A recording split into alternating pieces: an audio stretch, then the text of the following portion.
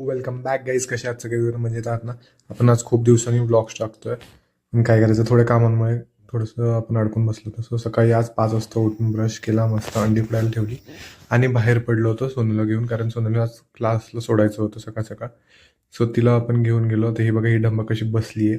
तिला म्हटलं स्माईल कर, तर स्माईल पण करायचं नाही आहे तिला. सो जाऊ द्या म्हणून आपण तिला घेऊन क्लासला सोडून आलो.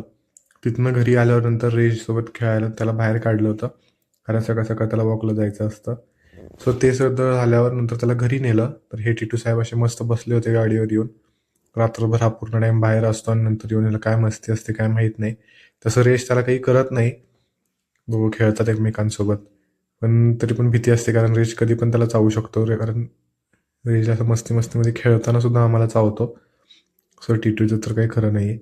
सो तो कसा बसलाय बघा घाबरून, पण असं तो एवढासा भीत नाही, जसा आहे तसा असतो. सो नंतर वरती येऊन परत 6:30 वाजता फर्स्ट मील घेतली आणि नंतर रेडी झालो स्कूलला जाण्यासाठी. जाता जाता मग रस्त्यामध्ये आपल्याला विकास सर भेटले. सो आम्ही दोघं पण नंतर सो संध्याकाळी 5 वाजता परत आपण घरी आलो आणि रेजला वॉकला गेलो, कारण तो दिवसभर घरामध्ये एकटाच असतो आणि नंतर त्याला कंटाळा येतो खूप. आल्या आल्या तो ॲग्रेशनसुद्धा दाखवतो कधी कधी, पण त्याचा मूड असतो बाहेर जाण्यासाठी फिरायला. सो तुम्ही बघू शकता. आणि आज वातावरणसुद्धा मस्त झालं होतं, कारण पावसाचं वातावरण झाल्यासारखं झालं होतं. ढग होते मस्त आलेले. सो गॅरंटेड होता की पाऊस तर पडणार होता.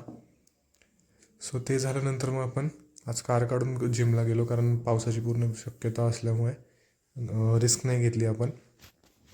सो तुम्ही बघू शकता की नंतर थोड्या वेळाने लगेच पाऊस सुरूसुद्धा झाला. खूप जोरात पाऊस आला होता काल, त्याच्यामुळे ही पण गॅरंटेड होती की संध्याकाळी येताना पूर्ण ट्रॅफिक असणार आहे. कारण आपण ज्या एरियामध्ये जिमला जातो तिथून येताना मध्ये मेन चौक लागतो आणि त्या चौकात गॅरंटी ट्रॅफिक असते. तर ते तुम्ही पण बघू शकता की नंतर जेव्हा मी जिममधनं परत निघालो तेव्हा पूर्ण रस्ते पॅक झाले होते. 1-1.5 तास गेला आमचा ते सगळं कवरअप करण्यामध्ये. सगळे रस्ते पॅक होते. त्यानंतर घरी आलो आणि हा साहेबाची मस्ती बघा, हा कसा खेळतो आहे मस्त. आता ते स्टूल आहे, पण त्या स्टूलला उलटा करून त्याला त्याच्यामध्येच खेळायचं होतं. सो त्याची अशी मस्त एन्जॉयमेंट चालू आहे. आणि नंतर त्याला जर आपण बाहेर काढायचं म्हटलं तर त्याला बाहेर यायचं नसतं, तो आपल्यावरच ओरडतो.